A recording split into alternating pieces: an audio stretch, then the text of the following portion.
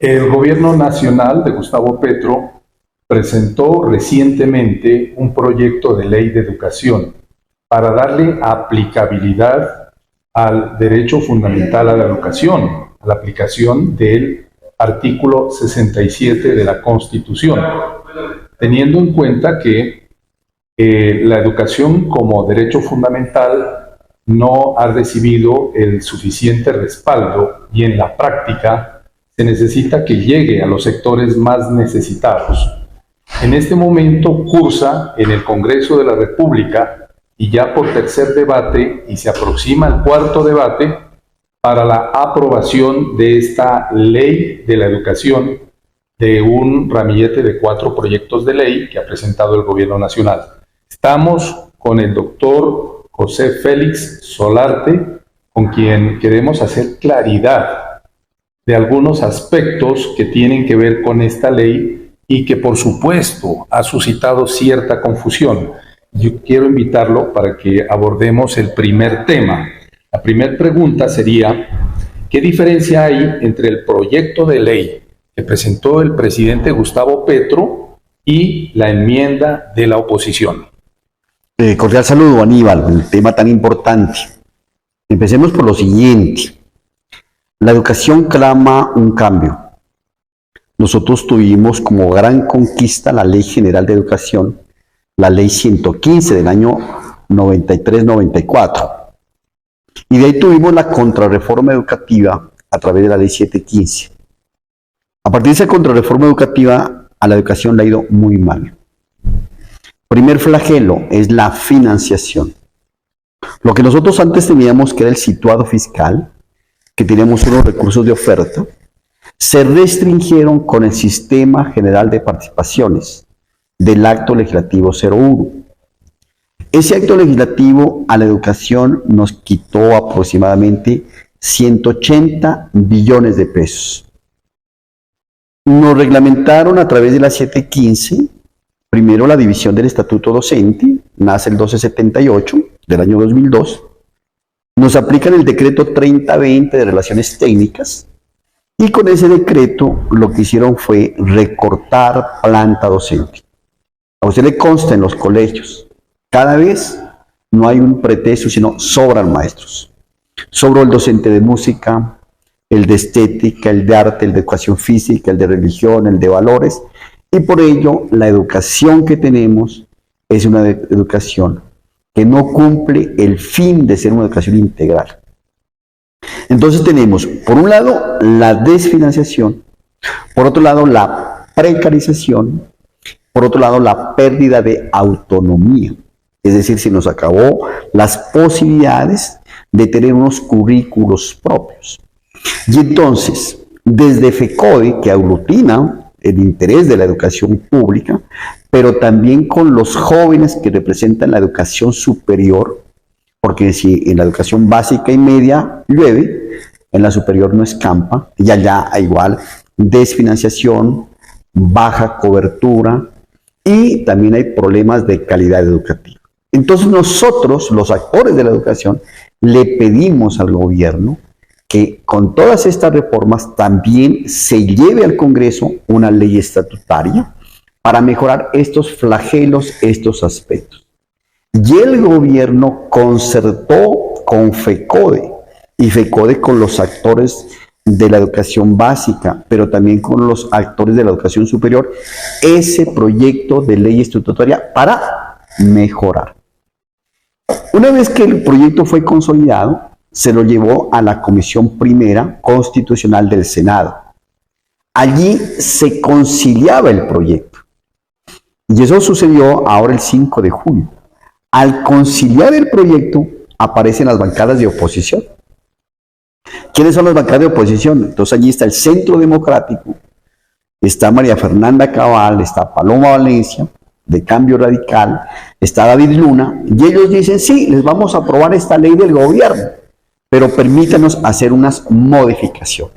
Entonces allá hay una enmienda, ¿cierto? Entonces lo conciliamos, pero no el texto que presentó el gobierno, sino ya unos intereses del modelo uribista, del modelo neoliberal, del modelo eficientista que quiere que con los mismos recursos hagamos mucho, pero además allí se incluye un tema que nos preocupa, que es una tendencia privatizadora.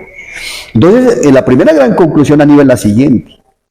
El proyecto de ley estatutaria presentado por el gobierno con la concertación de FECODE es un proyecto para mejorar. Y hasta allí vamos bien. Sí. El problema es que cuando se concilia, entonces la bancada de la oposición mete unos cambios que realmente hoy nos preocupan. Bueno, pero allí cabría una pregunta. ¿Por qué de manera oportuna no se conoció esto y se viene a llamar a paro ya de manera tardía? No, no es tardío. No es tardío. Es en el momento que se presentaron las cosas. Es que eso no pasó hace meses. Eso pasó ahorita, hace días. Es allí al momento de decir el proyecto pasa, ya aprobado en comisión de Senado, es allí donde sí pasa, pero pasa con unos cambios. Allí, obviamente, se da la alerta y por eso inmediatamente, yo digo no tardía, yo digo de manera oportuna e inmediata, se dispara una alerta. Ojo que el proyecto ya no es el original del gobierno. Ojo que el proyecto no es el que se concertó con FECODE. Ese proyecto ya tiene una enmienda, tiene unas modificaciones donde allí priman unos intereses fuertes de la bancada de oposición. Pero de igual manera hay que tener en cuenta que solo falta un solo debate para aprobarse. Sí, pero este tipo de correlación de fuerzas, y es que allí lo que sentimos cuando nosotros dijimos ganamos el gobierno pero no el poder. Ese poder legislativo donde hay mayores fuerzas contrarias al gobierno son las que ahorita prevalecen y por eso el proyecto se trastoca en esa fase.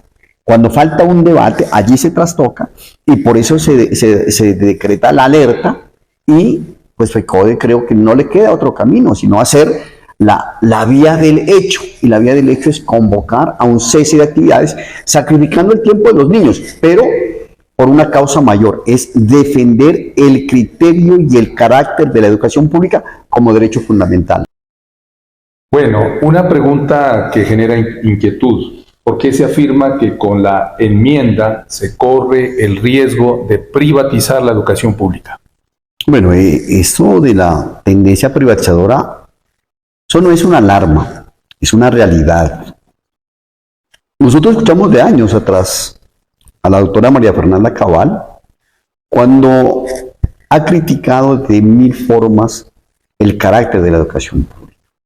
Nos ha tildado a los docentes de vagos, de revoltosos, de adiestradores, y nos ha reclamado que por qué los resultados no están a la altura de las pruebas PISA. Y entonces ella hizo una propuesta y dijo, mire, si los docentes del Estado no dan resultados y las escuelas públicas no mejoran la calidad, nosotros proponemos, nosotros dijo el Centro Democrático, en ese tiempo con sus gobiernos, Uribe y Duque, ¿por qué no le entregamos un bono al padre de familia? Para que el padre de familia con ese bono lleve al niño a las instituciones privadas donde dan mejores resultados. Entonces, esta enmienda lo que propone es la creación de los bonos para entregarle al padre de familia para que saque al niño de la escuela pública y lo lleve a un colegio privado. Entonces, esa es la vía privatizadora. El padre de familia se puede confundir. Decir, pero qué bueno, porque es que mi anhelo es que mi niño estudie en el Champañá, o en las Berlemitas, o en el Javeriano. ¿Cuánto vale, dice el padre de familia, la pensión? Entonces, bueno, vale 500,000 pesos. ¿Cuánto me va a dar de bono? Dice 300. No, pues buenísimo, yo me rebusco los 200. Hay que explicarle al padre de familia que ese modelo ya fracasó con las becas Pilo Paga, que dijeron que eran becas, pero que realmente eran unos créditos condonables. Fortalecieron las instituciones privadas, le dieron plata a la Universidad Javeriana, a la ICESE, a la del Rosario, a la de Los Ángeles, y mandaron los jóvenes pobres, a los muchachos de la provincia, a estudiar a las universidades privadas, con el pretexto de que viene el cupo y la matrícula. Pero el costo de la educación no solamente es el interno, es el externo. Entonces, cuando los jóvenes de la capital, de la élite, a hacer trabajos, se iban a La Calera, a La Mesa, se iban a Chía, al norte de Bogotá. Entonces, los jóvenes, ¿cómo llegan allá si no tenían previsto el transporte, el medio? Allí se profundiza esa diferencia de clase. No se adaptaron a esos niveles y los jóvenes desertaron. El padre de familia no se va a confundir y vaya a creer que entregar el bono es bueno porque no le alcanza a educar a su hijo. Entonces, sobre texto de ir al privado, lo que hace es desmantelar la escuela pública. Si hoy los recursos son precarios y contados para mantener nuestras instituciones, esos recursos, ¿cuánto bien le hacen? Primero a nuestra Universidad de Nariño, que en lugar de darle a la de los Andes, le voy a dar a la de Nariño, ¿cuánto mejor? Pero esos recursos en la normal, en el INE, en el CCT, pero en el Chambú, pero también en la parte rural, en el Encano y en el Socorro y en Santa Bárbara y en La Caldera y en Genoa, esos recursos vienen bien. Pero esos pocos recursos, entregarlos para ir a fortalecer colegios privados. Esto es el acabose de la educación pública y es un atentado a la estabilidad laboral de los docentes. Si no hay niños, menos docentes, de tal manera que es aquí, este es realmente el meollo del asunto. Esa es la alerta, pero no es una alerta subjetiva, no es una cuestión traída, no, es una cosa que puede suceder si la enmienda pasa y se crean los bonos escolares y el mismo Congreso segrega un presupuesto de los recursos ya destinados para educación para que parte vaya al sector privado, de tal manera que allí radica realmente el gran problema y justifica tomar esta medida extrema de FECODE, que es hacer un cese de actividades, que puede ser un paro definido, pero puede ser un cese indefinido. Sí.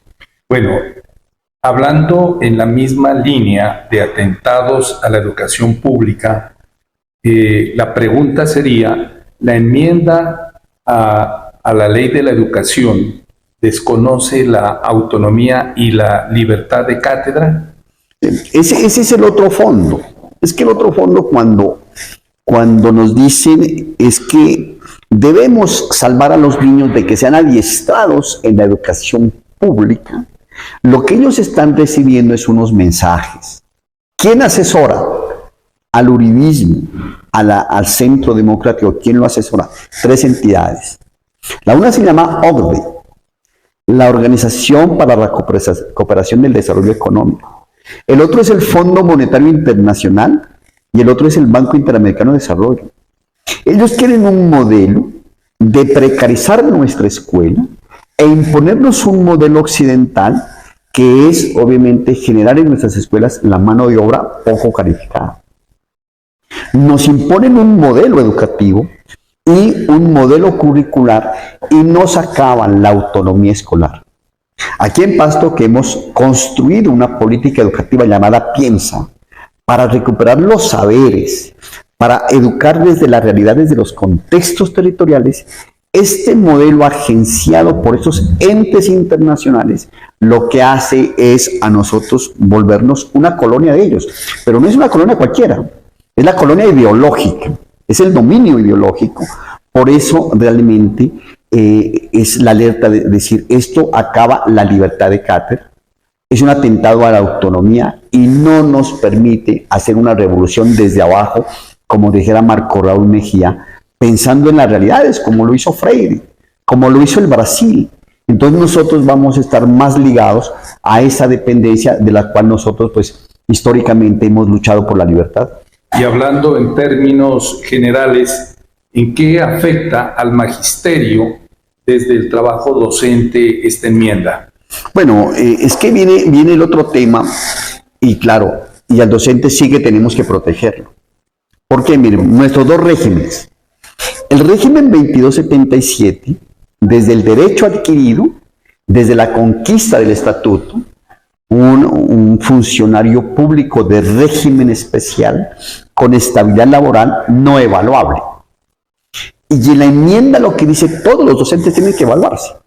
Y prevalecen y pues y se quedan los que pasan las evaluaciones y los que no dan resultado, pues no. Y entonces mire que aquí es un atentado a la estabilidad laboral y se lleva por delante los derechos adquiridos. Entonces imagina, Aníbal, qué sucede evaluando a nuestros docentes, no porque no tengan la idoneidad ni la capacidad, sencillamente porque es que el choque sería muy fuerte. De un día a otro pensar que su trabajo depende de un examen que puede ser subjetivo, que puede tener una carga de intencionalidad de desestabilizarlo, pues realmente sería una masacre laboral. Y el segundo régimen es el régimen del 1278. Si bien es cierto, este régimen ya nació con evaluación, pero las luchas, la unidad nos permitió hacer una aclaración. Esa evaluación es diagnóstica formativa, no es una evaluación sanción, no es una evaluación destitución. Pero en esta enmienda, lo de fondo es que quieren evaluar a todos, pero es una evaluación que nos puede conllevar a eventualmente a no poder ascender, pero puede agravarse a bajar un grado de escalafón, pero puede agravarse a bajar a otro periodo de prueba, pero puede llegar a despedir el maestro. Entonces mire que este es un riesgo para los dos regímenes, de tal manera que allí hay un riesgo objetivo para el trabajador de la educación. Y si pasa con el maestro, igual puede pasar con el funcionario administrativo, porque al fin y al cabo somos funcionarios públicos y estos partidos de la oposición, pues obviamente que jamás nos han querido, pues siempre buscan es que nos evalúan no para mejorar, sino para destituir.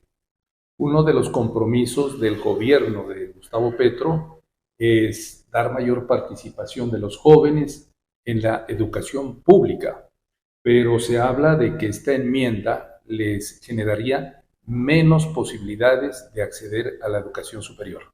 Tiene una explicación, La explicación es porque los recursos destinados para educación pues van a ser de menos por los bonos que se entregan a las ciudades privadas. Al haber menos recursos, entonces obviamente, ¿dónde llegan menos recursos? Es a la universidad pública. Y entonces, claro, si la universidad pública no recibe el apoyo del gobierno, que se alimenta principalmente, porque es que la universidad pública no cobra matrícula y si cobra unas cantidades mínimas, y entonces se mantiene de la transferencia de la nación, pero como no haber menos recursos, habrá menos cobertura. Y es que eso es la esencia de esos modelos transnacionales. Es que esos modelos que nos miran desde arriba y que nos miran por debajo del hombro, lo que quieren es que nosotros medio nos formemos. Es la educación para el mercado, es la generación de la mano de obra poco calificada. Hacerle caso a ese modelo, caer en manos de ese modelo, es para que nuestros jóvenes lleguen muy pocos a las universidades, lleguen los que tienen las capacidades, sobre todo económicas, se fortalecen las universidades privadas y por eso nosotros decimos, aquí hay un riesgo también con el acceso, con la cobertura de los jóvenes hacia la educación superior. Uno de los aspectos que ha venido luchando FECODE y el gobierno nacional también ha estado empeñado es en la implementación de los 3 grados de preescolar y de lo que se viene diciendo es que con la aplicación de esa enmienda se estaría afectando la educación preescolar en sus 3 grados. Bueno, Aníbal, nosotros dábamos por sentado que ya en los procesos de concertaciones, de diálogo, incluso llevado a mesas de concertaciones, ya estaba aprobado por el gobierno, e inclusive que fue de gobiernos anteriores, pues fue conquista de FECODE, no de ese gobierno, de gobiernos anteriores, ya dábamos por sentado que los niños irían a las escuelas públicas con 3 grados de preescolar, que es el prejardín, el jardín y la transición. Este proyecto no es que, la enmienda no es que descarte de tajo los 3 grados, pero ya no habla de 3 grados. Es posible que lo baje a 2, pero realmente ese tema no debe ser parte de la enmienda, porque ese prácticamente ya lo teníamos como una conquista, pero vuelven y lo vuelven a tocar. Entonces, si bien es cierto, no es que esté diciendo no vamos a tener los 3 grados en preescolar, pero realmente el incluirlo en el proyecto nos deja como que la duda que si se van a mantener los tres, si solamente vamos a hablar de dos, o finalmente eso no va a suceder.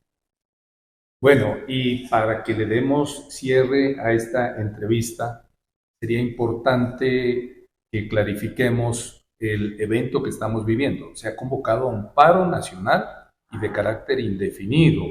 Entonces, digámosle a la gente y a la población, a la comunidad educativa y a la población en general, si se justifica o no se justifica este paro. Bueno, aquí sí es mandar un mensaje al padre de familia, mandarle un mensaje al joven, que es el que más se ve afectado con esta medida, mandarle un mensaje a la sociedad, a las autoridades, a los entes de control, que realmente esto se llama una medida extrema, o en derecho penal dicen de última ratio. La última razón de ser es convocar a una medida tan drástica que es un cese de actividades escolares. Pero en mi criterio no hay otra vía. Esto ya es jugar el todo por el todo, pero es pedir la comprensión. Si FECODE no está eso y pásale el proyecto con la enmienda, se nos acaba la educación de los pobres, se nos acaba la educación pública, se nos desestabiliza el régimen laboral de los trabajadores de la educación. Y entonces no hay otra medida, de tal manera que lo he manifestado en el Consejo Municipal de Pasto, he llamado la atención, que al menos nos comprendan por qué FECODE toma esta medida, porque estamos defendiendo un derecho fundamental. El otro punto que no lo tocamos es que ese derecho fundamental hoy se da la connotación de servicio esencial. Y bajo la figura del servicio esencial, lo que hacen es eliminar la protesta, porque servicio esencial es aquel donde prevalece la continuidad del servicio. Entonces, ¿cuál es un servicio esencial? Por ejemplo, el servicio médico asistencial. Un hospital no se puede declarar en huelga, pues. Claro. No se puede declarar en huelga, pues, que nos presta el servicio del gas domiciliario, porque obviamente es un atentado a la vida. Y en este proyecto le da el carácter de servicio esencial. Entonces pierde un poquito el rango de derecho fundamental, pero eso del servicio esencial es para decir, aquí, una vez que pase el proyecto, aquí no hay huelga que valga, porque toda vía de hecho se da declarada ilegal y tiene unas represalias, que es la insubsistencia, el descuento salarial. De tal manera, primero es decirles que en mi calidad de vocero del magisterio, sí, defensor de la educación, todo mi respaldo a la federación, a Simana, a los maestros y acompañamos. Y llamar la atención, como la he llamado en el consejo, que si no nos apoyan y no nos comparten, por lo menos nos entiendan por qué nos vamos a ver. De tal manera, Aníbal, la medida es extrema, pero es la única forma y necesaria. Y aquí no sabemos cómo el gobierno tiene que jugar un papel importantísimo, porque nos va a desconcertar. Oiga, pero esto está pasando en el gobierno del cambio. Y esto está pasando en los amigos más cercanos del mayor respaldo hacia el gobierno nacional, que era el magisterio, y ahora nos vamos en contra. Pues no estamos en contra. Sencillamente que este es un poder de la tridivisión del Estado, que es el poder legislativo. Bueno, queremos clarificar un aspecto en el cual muchos docentes han caído en la confusión. Y es importante porque nadie lo sabe todo, indudablemente. Entonces, muchos docentes culpan al presidente Gustavo Petro de lo que está sucediendo, pero en realidad la culpa no es del presidente Petro, recae sobre el Congreso de la República, recae sobre el legislativo, y esto es independiente. Gustavo Petro no tiene autoridad sobre el Congreso. Entonces, por lo tanto, me gustaría que hagamos claridad, que expliquemos, si es el caso con plastilina, de que la culpa no es del gobierno, sino que hay que clarificar la independencia de poderes. Sí, yo creo importante dejar este mensaje en el magisterio, y es decir, Petro jamás ha perdido la coherencia. Petro no ha dejado de ser el amigo del pueblo. Petro no ha dejado de hacer prevaler el interés general.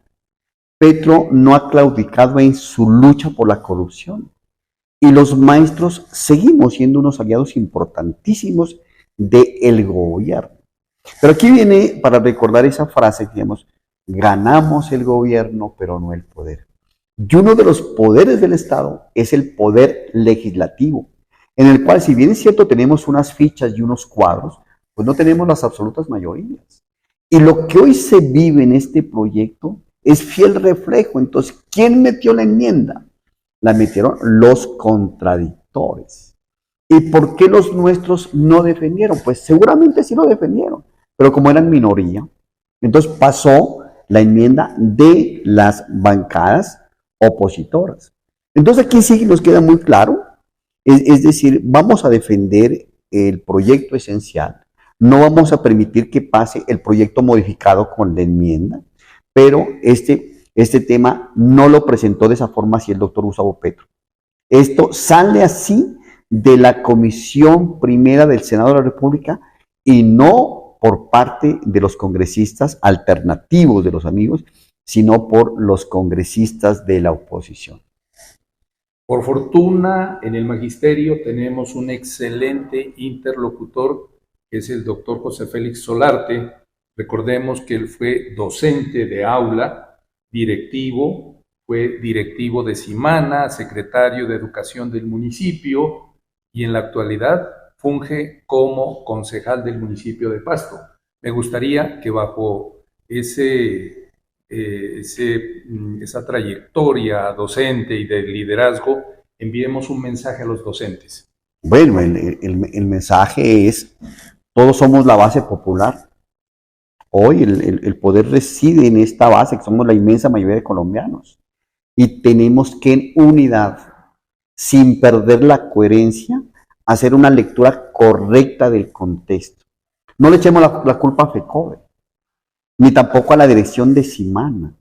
Esa es una cosa coyuntural de esto, de ese afán que tiene ese modelo uribista de que no aceptan haber perdido el poder y lo quieren recuperar a toda costa. Y nos quieren desestabilizar y nos quieren confundir. Por favor, maestros, no nos confundamos. Todos en unidad de causa.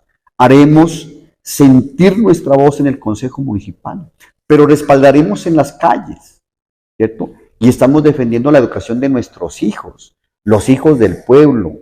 Tenemos que defender la escuela pública y tenemos que llevar la política creada por nosotros, los actores, los que conocemos el territorio. Por eso lo importante de implementar la política Piensa en Pasto, y ojalá la podamos llevar al departamento, pero el mensaje es muy claro. El mensaje es unidad, disciplina, lucha y no permitir que pase este acabose de nuestra escuela pública. Que así sea. Muchas gracias, doctor José Félix. Aníbal, muy amable por su tiempo. Y siempre pendientes en la lucha.